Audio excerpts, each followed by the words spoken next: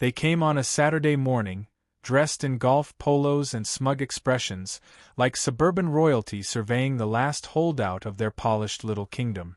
I was sitting on my front porch, sipping coffee from a cracked enamel mug, when the HOA president herself marched up the gravel path like she owned the place. Her heels crunched awkwardly on the uneven stones, lips pursed, expensive sunglasses hiding her eyes but not her disdain. Behind her, 3 other board members followed like loyal dogs, clutching clipboards and whispering to each other about property values and neighborhood standards. The whole circus was missing nothing but the popcorn vendor. She didn't bother introducing herself. "This is your formal notice of violation," she announced, like a prosecutor delivering charges in front of a jury. "Your property fails to meet community guidelines on multiple counts: disrepair, unsightly foliage, broken structures, inappropriate fixtures." I took a slow sip of coffee. The lake behind me shimmered in the early sun, lazy waves brushing the dock. Birds chirped, indifferent to suburban drama. I'd moved here for the peace, but it seemed these people were allergic to silence unless they controlled it.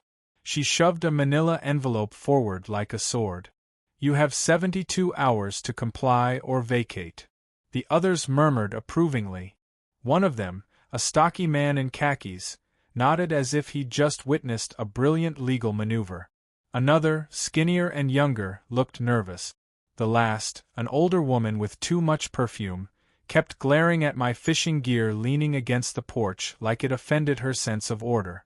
I leaned forward, letting the chair creak under my weight. "Vacate." Her lips curled. "We've tolerated your eccentric lifestyle long enough. This community is committed to maintaining a certain quality. Property values, appearances, reputation, you don't belong here." They didn't see the smile flicker at the corner of my mouth. I didn't react, not yet. No need to tip my hand. Let them feel powerful. Let them stand on their hill of imagined superiority and yell at the sky, thinking thunder would answer them. "You might want to double-check your paperwork," I said finally. They didn't hear the warning. Or maybe they did, but they were too full of themselves to care. The older woman laughed softly, shaking her head like I was a confused old dog refusing to leave the porch. The stocky man muttered, "Pathetic." They didn't know who I was. And that's the thing about power: it's loud, arrogant, desperate to be seen. Real authority? Real ownership? That's quiet. Silent like the deeds locked away in my study. Quiet like the escrow accounts and the shell companies stretching their financial fingers around this entire lake, including the very gravel they stood on. I bought this land 15 years ago when no one wanted it. Before the roads were paved. Before anyone with a luxury SUV thought lakefront property was chic. I didn't need recognition. Didn't want HOA picnics or themed Halloween parties or inflated newsletters bragging about landscaping awards. I wanted peace. Solitude. Space to breathe. But peace, I was learning, had a price. And the HOA thought they could invoice me for it. "You'll be hearing from us," she said sharply, already turning as if I were some defeated tenant, some squatter they'd finally uprooted. I watched them walk away, confident, self-important, completely ignorant of the trap they were stepping into. I wasn't angry. Anger's for people who don't know they've already won. The truth was, I could evict them all if I wanted. Technically, by old property line definitions and obscure charter clauses, their precious community clubhouse was sitting on land I leased out through a silent partner company. Their parking lot? Same. The lake rights? Mine. Bought for next to nothing before anyone cared. They didn't do their homework, too focused on lawns and homeowner dues to check who really owned the ground they walked on. But I didn't want to fight, not yet. There's a particular kind of satisfaction in watching a bully puff their chest before realizing they're standing on a trapdoor. 3 days they'd given me. 72 hours, like they were issuing orders to a misbehaving child. Fine. I'd give them 72 hours too, though I suspected my deadline was going to hurt a lot more than theirs. I picked up my fishing rod, the reel cool against my palm, and wandered down to the dock. The sun was warm now, dancing on the ripples. Somewhere behind me, I heard one of them laugh, high, fake, brittle. It was going to be fun, watching that laugh break into silence. Not because I wanted revenge, but because sometimes people need to be reminded that not everything bends to their will. Some land can't be subdivided. Some people don't want garden tours or neighborhood cook-off. Some lakes were meant for fishing, not paddleboard yoga. They had no idea who they were dealing with, and I wasn't going to tell them yet. Where's the fun in that? The reel clicked as I cast the line. Smooth, controlled, patient.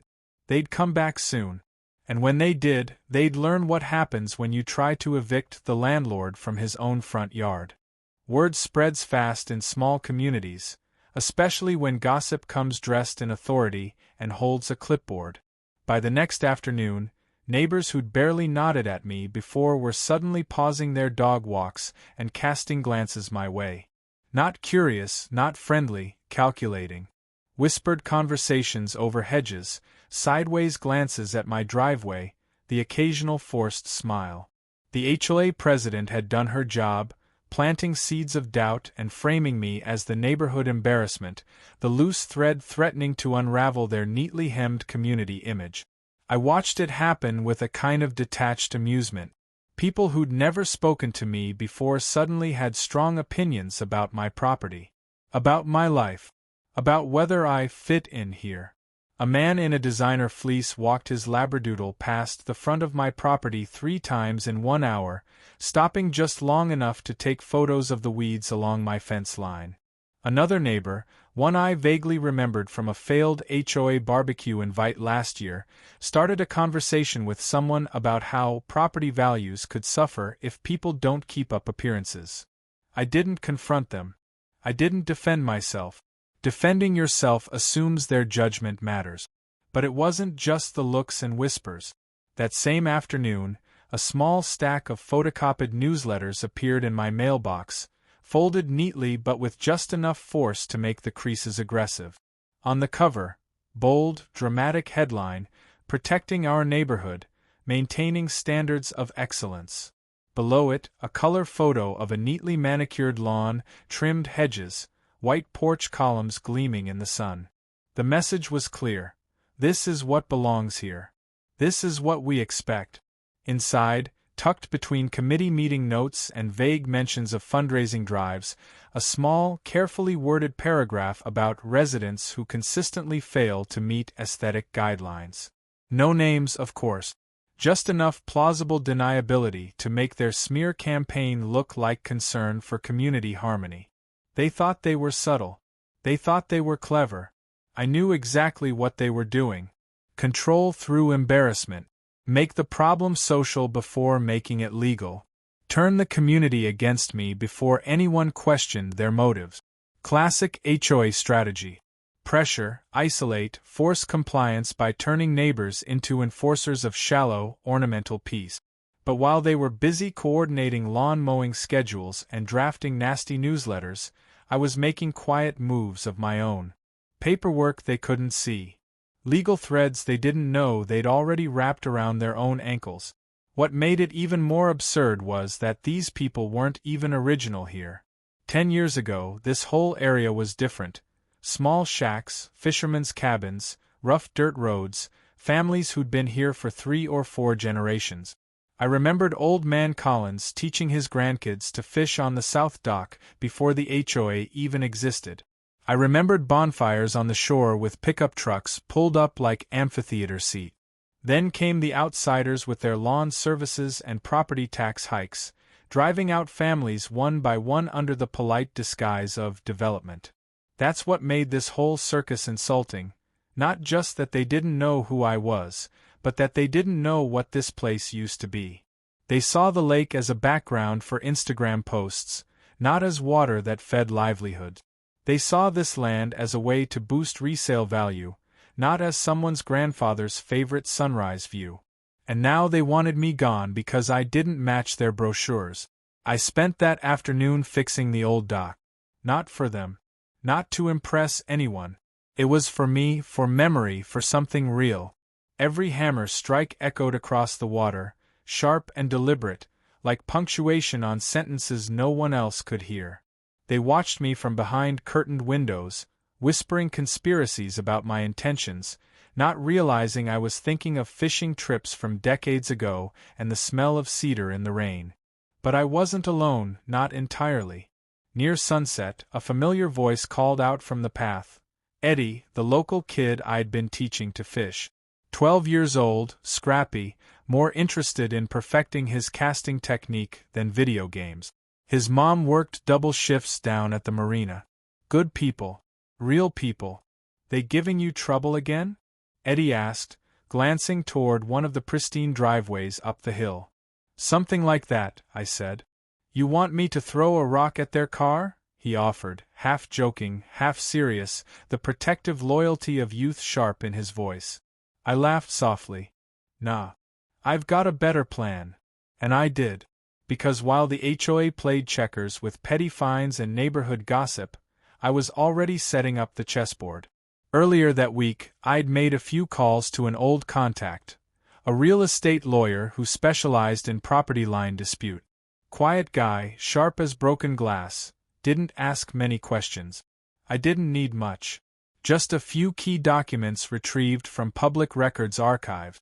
Deeds, titles, obscure easements that no one in the HOA had likely ever read because they assumed paperwork was beneath them.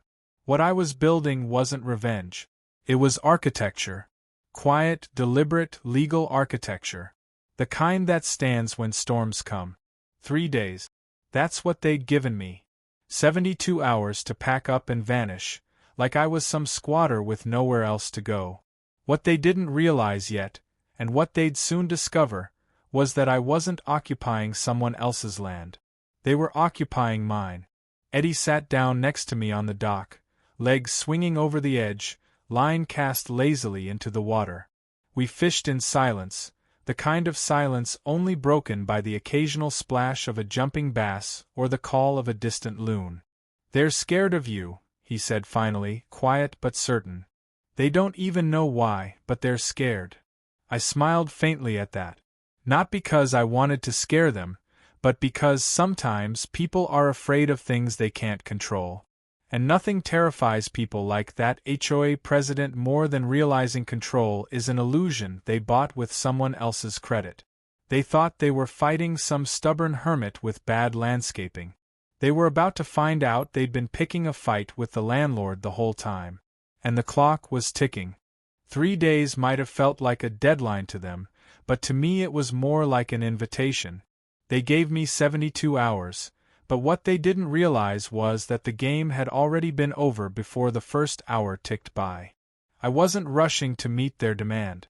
I was waiting, watching, giving them time to build their confidence like a gambler on a hot streak, not knowing the deck had been stacked from the beginning. Their arrogance was the rope, and I was giving them plenty of slack to hang themselves. That next morning, I got a call from Harold, the real estate attorney I'd worked with years back on a conservation project up north. Straight shooter, old-school professional, didn't care much for suburban squabbles but appreciated a good property dispute the way a mechanic enjoys fixing a rare engine. Got everything you asked for, he said simply. Your ownership records are spotless. The HOA? Not so much. Turns out they've been illegally collecting fees on properties that don't fall under their jurisdiction, including the clubhouse, including the parking lot. I already knew that. Harold was just confirming it, drawing the paperwork map for what was about to happen. I thanked him, hung up, and sat back with the satisfaction of a chess player 5 moves ahead. This wasn't personal anymore. It was mathematical, precise, elegant. The land I purchased years ago hadn't just included my cabin or the shoreline, it included the private road they used for HOA access, and a 50-foot easement running around the entire lake. A legal moat, invisible to the naked eye, protecting me from their reach while trapping them inside their own web of paperwork. They didn't even know they were trespassing on every trip to their precious clubhouse, every committee meeting, every smug garden party. Held on land they didn't own, that I could revoke access to with a single letter to the county clerk. And I was about to. The irony in all of this wasn't lost on me. They had tried to push me out because I didn't match their curated aesthetic, didn't play dress-up with matching porch swings and American flags timed to the 4th of July. They thought owning a nice SUV meant they owned the view. But the view, the ground, the lake, the soil beneath their polished shoes? Mine. Bought fair, bought early, bought right. What I hadn't expected was just how careless they were with their own document. Harold had found inconsistencies in the HOA's original formation charter. Turns out their map filings were sloppy, rushed during the suburban boom years when developers didn't expect anyone to question them. And now? That sloppiness was going to cost them everything they thought they controlled. I wasn't doing this because I wanted their clubhouse or their parking lot. I didn't care about their trimmed hedges or neighborhood newsletters. I cared about being left alone. I cared about not being insulted by people standing on ground they didn't even bother to research. And I cared about something they clearly didn't understand: stewardship. This land wasn't just mine because I had the papers. It was mine because I respected it, because I kept it clean when no one cared, because I didn't build plastic playgrounds and sponsor cookie-cutter architecture competitions. I fished here. I repaired docks here. I watched the sun rise through the mist, not for photos, but because that's what mornings were for. That afternoon, I drafted a single letter. Simple, direct, legally airtight. Notification of trespass. Cease and desist. Effective immediately, the HOA was to vacate the portions of their property that intersected with mine, namely the clubhouse grounds, the parking lot, and, amusingly enough, the private road they all used to access the development. The post office might as well have been a trigger switch. Once delivered, that letter was going to detonate the fragile little empire they'd built on arrogance and assumptions. I didn't send it right away. Timing matters in situations like this. And besides, I wasn't in the mood for paperwork alone. I wanted one more confirmation that I wasn't just imagining the rot beneath their polished surfaces. So I made a visit to the county records office. It was a quiet building, fluorescent lights buzzing slightly, the smell of old paper and stale coffee lingering like a familiar memory. I didn't wear a suit. Didn't bother with polished boot. Just jeans, work shirt, same battered ball cap I always wore when fixing fence posts. The woman behind the desk was polite, efficient. She helped me pull the files, spreading them neatly across the table like a dealer laying out a winning hand in slow motion. There it was, in dry legal text and faded signatures.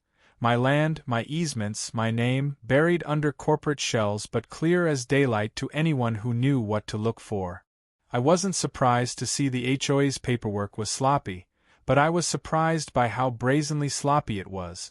They'd annexed properties they didn't own, collected dues from homeowners who technically had no legal obligation to pay them, and filed maintenance claims for structures that weren't theirs to maintain. It wasn't just arrogance. It was incompetence dressed in expensive shoes and committee titles. As I left the records office, I knew it was over. The rest was just formality. The way you shake hands after checkmate, not because your opponent deserves it, but because the game deserves dignity. Back at the lake, the neighborhood felt different. Not quieter, just sharper, like the tension before a summer storm. I could feel it in the way curtains twitched when I passed, in the false brightness of the HOA president's wave when she saw me on the dock later that evening. She didn't know yet. She thought she'd won. She thought her letters and newsletters and gossip had worked. What none of them realized was that they weren't the ones writing the ending to this story. I was. By the time the final day rolled around, the HOA had worked itself into a full parade of smug confidence. I could see it in the way their little social patrols had grown bolder, standing in small clusters at the edge of my property, pretending to check their phones or talk about garden clippings while casting glances toward my porch. There were more newsletters now, stuffed aggressively into my mailbox, each one dripping with that false professionalism they used to mask their insecurity. Their pride was swelling like a balloon about to pop, floating higher on the hot air of their imagined victory. They thought I'd be gone by nightfall, that they'd win their petty turf war, another step toward turning the lake into the plastic-wrapped suburb of their dreams. But that's the problem with winning games no one else is playing. You start thinking you're in control of everything. You forget that some people don't play by the same rules because they own the board, the pieces, and the room you're standing in. Early that morning, I made sure the paperwork had been officially filed. The cease and desist letters were stamped, certified, and tracked. Notifications sent not only to the HOA leadership but also to the county registrar, with legal copies provided to the sheriff's office just to keep everything tidy. There wouldn't be sirens or flashing lights, just cold, bureaucratic finality. The HOA would have their barbecue invites printed before they realized their precious community center was about to be legally padlocked.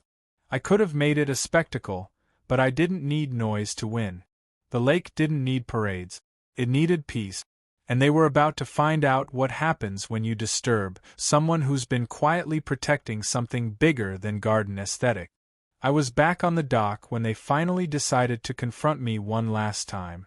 The HOA president, her posture rigid like she'd spent the morning practicing in front of a mirror, strutted toward me with the same plastic authority she'd been rehearsing since they first started sending letters.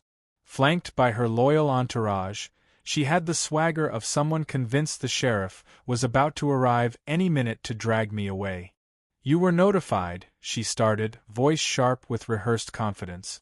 "As of this morning, your 72 hours are over. We'll be taking action immediately to remove you from the premises." Her followers nodded like wind-up toys, one of them already pulling a phone from his pocket, probably ready to record the whole thing for the HOA's archives, another victory they'd brag about at committee luncheons. I didn't stand. I didn't argue. I simply reached into the folder beside me on the dock and handed her an envelope of my own. One simple sheet of paper. No speeches, no threats, no raised voices. Just the kind of paper that makes all that plastic confidence turn brittle in seconds. She opened it, scanning the neatly typed letter, lips moving as she read, her sunglasses slipping down just enough to show the first flicker of doubt in her eyes.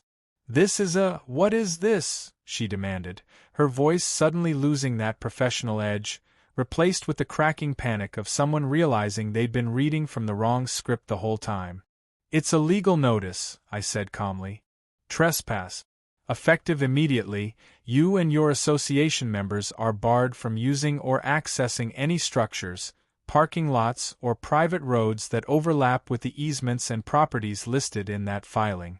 All of which," I gestured to the manicured path leading to their precious clubhouse, "are on land I own.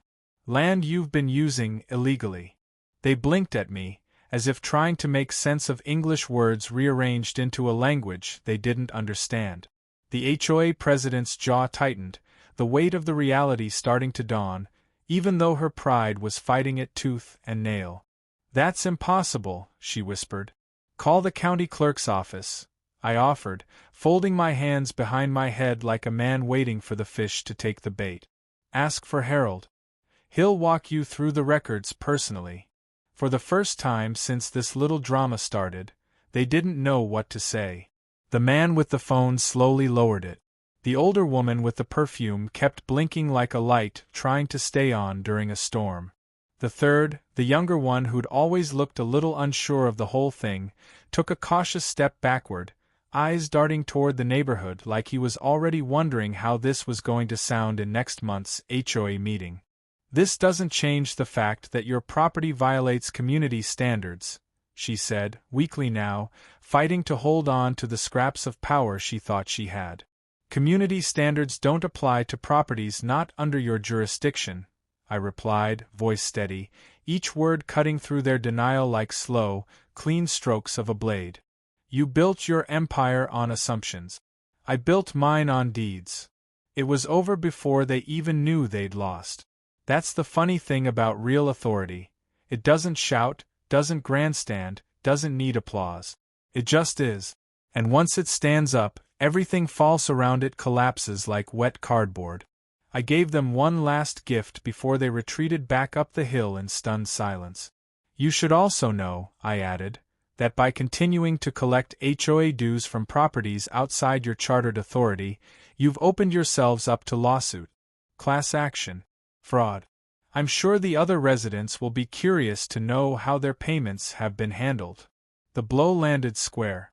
The HOA president paled, realizing she wasn't just losing a fight with the eccentric man by the lake.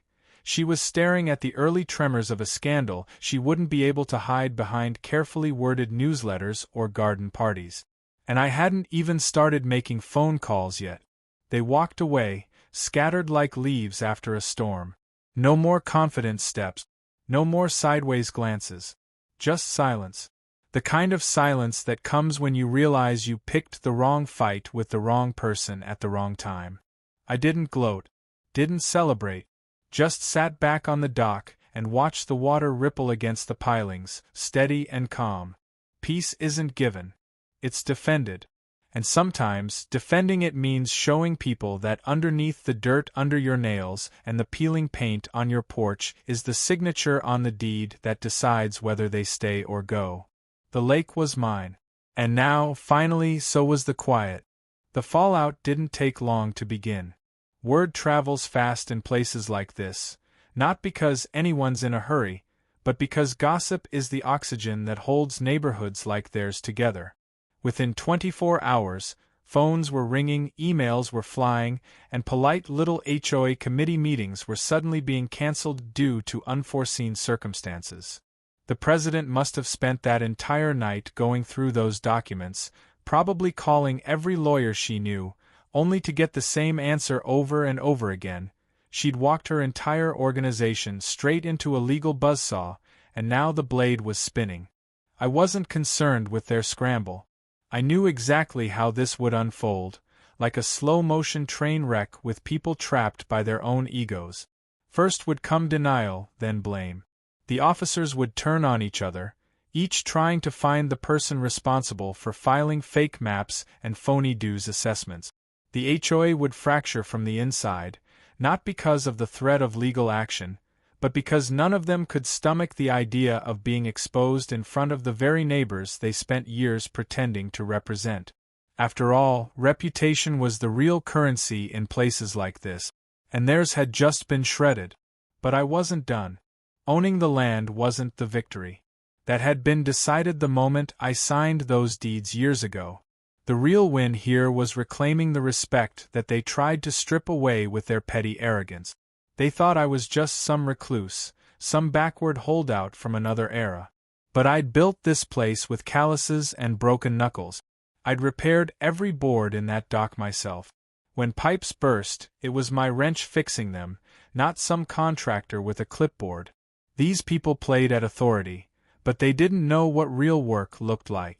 They had no idea that the dirt they were standing on wasn't just property, it was memory. It was earned. The following week was when the letters started coming, not from the HOA but from individual residents. Quiet apologies disguised as neighborly greetings. Handwritten notes on lined stationery with hesitant words like, "didn't realize" and "misunderstanding" and "hope we can move forward." Not because they suddenly liked me. Not because they respected what I stood for. But because they'd finally grasped the scale of the mistake they'd made.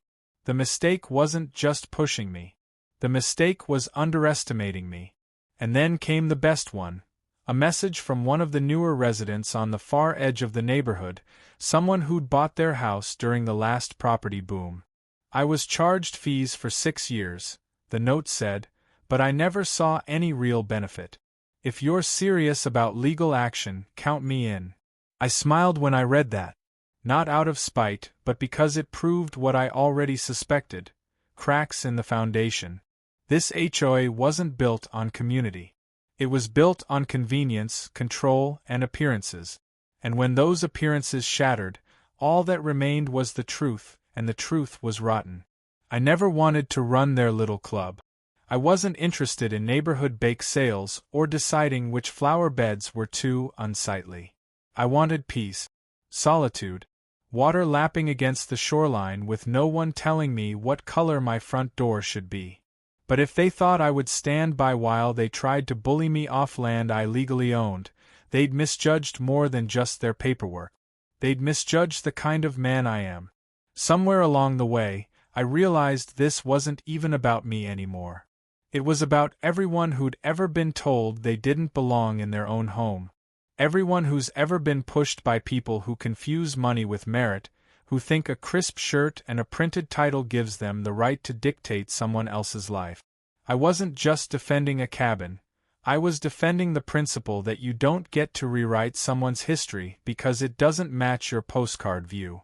The HOA president eventually sent her own letter, carefully worded by someone with a law degree, no doubt.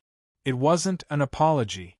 It was what they call a statement of clarification, dressed up in formal language designed to admit defeat without actually admitting guilt. She didn't ask for forgiveness. She didn't deserve it. I kept that letter, folded it, and tucked it into the same folder as the original property deed. Not because I needed to remember what she said, but because it felt like keeping a trophy, not of conquest but of restraint. I could have buried them in lawsuit. I could have destroyed what little reputation they had left. But I didn't need to. The Real Win was sitting on that dock every evening, feeling the breeze come off the water, knowing I didn't owe anyone anything for the view I'd earned. Knowing that I didn't have to answer another newsletter. Knowing that every step they took on the wrong piece of ground was a silent reminder that they weren't the kings and queens of this little development anymore. They never were. I saw them less after that. The BBQs got quieter. The committee meetings grew sparse. Some of the most arrogant ones started selling their homes, the for sale signs popping up like white flags on neatly trimmed lawns.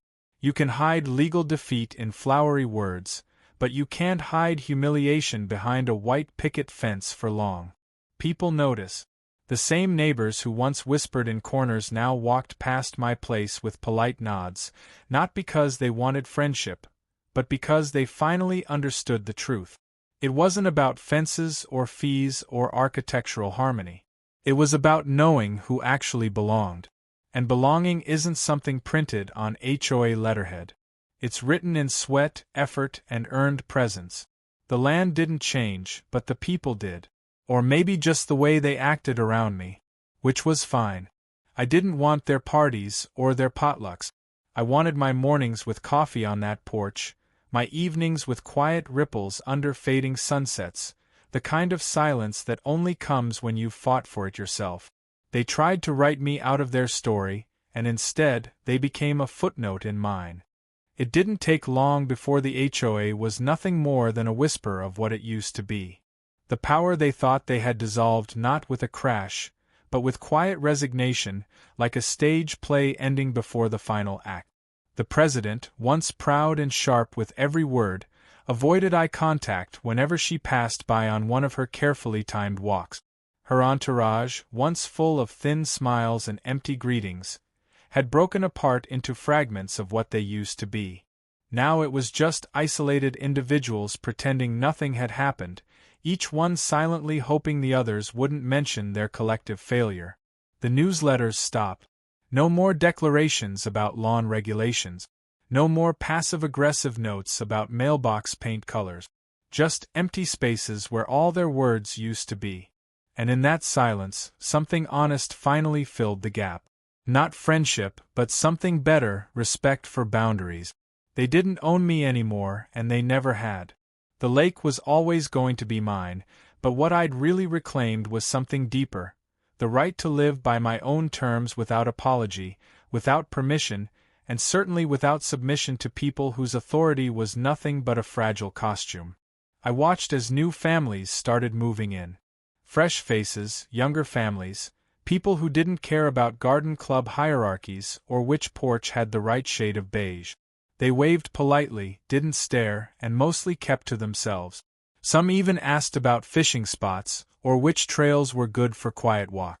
It wasn't friendship, not yet, but it was better than neighborly warfare. These weren't the type to hold HOA titles over anyone's head. They just wanted to live. The irony wasn't lost on me.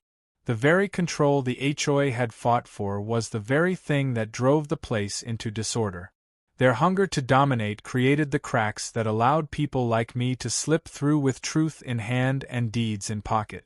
They tried to force order onto a place that already had its own kind of peace, a wild, untamed kind of harmony that didn't need to be manicured into perfection. And they failed because they forgot one important thing. Real power doesn't ask permission. It doesn't scream. It doesn't need announcements or scheduled meetings. Real power is earned by persistence, by being the one person who won't flinch when everyone else is bluffing. But even with the HOA beaten and the legal victories behind me, the lesson wasn't just about property lines and easement right. It was about the kind of fight most people don't prepare for. The quiet battles. The ones where nobody's cheering you on, where nobody's handing you trophies at the end. Just you, your will, and the certainty that you're not backing down even if it means standing alone. The world loves celebrating loud victories. It loves underdog stories with fireworks and applause.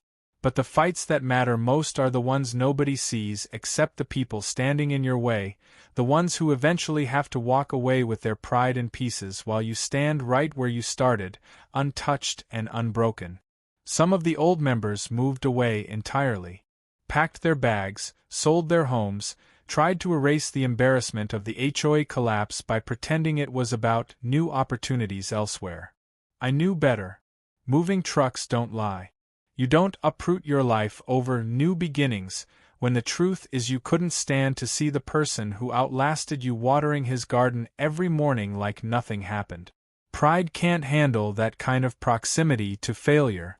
So they ran. And I stayed. The dock became quieter. Birds came back, nesting near the reeds, unbothered by the occasional human footsteps. Fish returned to the shallows, curling around the old pilings like they remembered what peace looked like, too. The lake healed with the people gone, and in that healing I found something unexpected. Not just satisfaction, but gratitude. Gratitude for the trial, for the discomfort, for the way conflict sharpens a person until the soft parts peel away and what's left is just the steel underneath. I didn't need to prove anything anymore, not to them, not to myself. They could build their little kingdoms somewhere else, on land without history, without scars. But here? This wasn't their story to write. They came with paper and pens, with signatures and bylaws, but they forgot the ink here wasn't theirs to use. I had written this story a long time ago, with sweat and long days repairing that dock board by board, with early mornings patching roof shingles, with nights spent alone watching the water reflect a sky full of stars they never noticed. Sometimes, when the breeze picked up just right, I'd sit on the edge of that dock and laugh, not because I found them funny, but because of the sheer ridiculousness of it all. They tried to build fences around something that was never theirs to begin with, tried to measure a man by property codes and trimmed hedges. But some things don't fit inside fences. Some things grow wild, and that's why they last. A few neighbors eventually came around, not out of obligation, but curiosity. One of them, a retired carpenter, started helping me patch up parts of the trail by the lake. No talk of HOAs, no discussions about permits or guidelines. Just two people working with their hands, the way it should have been from the start. I didn't need more than that. Not crowds. Just a few good hands willing to work instead of control. The HOA might have thought they lost a battle, but what they really lost was the illusion that they were necessary. People don't need permission to be neighbors. They don't need printed newsletters or voted committees to sit next to someone by the water and talk about fishing, or to offer a hand when a storm takes out part of a trail. Communities are built with effort, not authority. And for the first time in years, this place was becoming something close to that again. I didn't keep trophies from this win. I didn't hang certificates or frame the letters I'd received. What I kept was something better. The habit of standing up straight when it mattered, of looking people in the eye without blinking, and of knowing that no matter how many times people tried to push me aside, I wasn't going anywhere. Somewhere out there, the HOA members were probably trying to start fresh somewhere new. Another neighborhood, another clubhouse, another set of laminated rules. They'd find someone else to bully, someone else to measure by square footage and fence height. But they'd remember me. They'd remember this place. And deep down, they'd remember the feeling of standing on someone else's land thinking they were in charge, only to realize the ground beneath their feet didn't belong to them. Not legally, not morally, not by any stretch of imagination. I didn't win by fighting harder. I won by standing longer. And that's a lesson they wouldn't forget. Not here. Not anywhere. The strange part about winning is how quickly people forget the beginning of the fight. The HOA had arrived at my door full of noise and posture, full of titles and badges that only mattered to people who didn't know what real strength was. They came with rules, citations, bylaws, and folded arms like that was supposed to scare me. They didn't understand that I'd been standing my ground long before they ever learned how to file paperwork. This wasn't just about ownership of land, it was about something older, something deeper, something they couldn't grasp with their tidy legal pads and committee chairs. They didn't know what it meant to belong to a place so fully that you could feel the heartbeat of the ground beneath your boot. After all the meetings stopped, after the signs came down, after the resignation letters slid quietly into mailboxes, I found myself not celebrating, but thinking. Thinking about how easy it is for people to believe that their little systems are unbreakable, that their signatures can control more than just paper. They believed the land would obey them because the law said so. But the land doesn't listen to the law. It listens to history.